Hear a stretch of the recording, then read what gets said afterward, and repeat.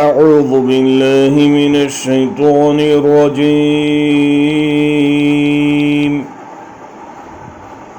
بسم الله الرحمن الرحيم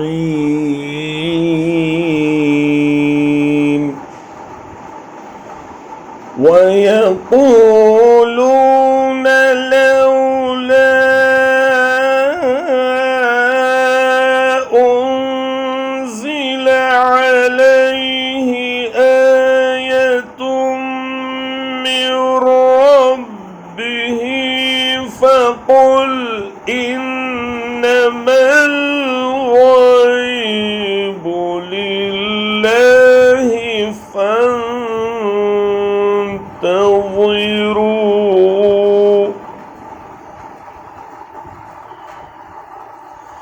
إني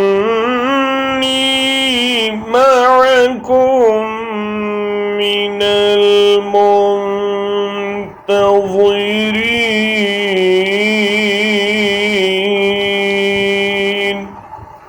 और ये जो वो कहते हैं कि इस नबी पर उसके रब की तरफ से कोई निशानी क्यों ना उतारी गई, तो उनसे कहो गैब का मालिक व मुख्तार तो अल्लाह ही है।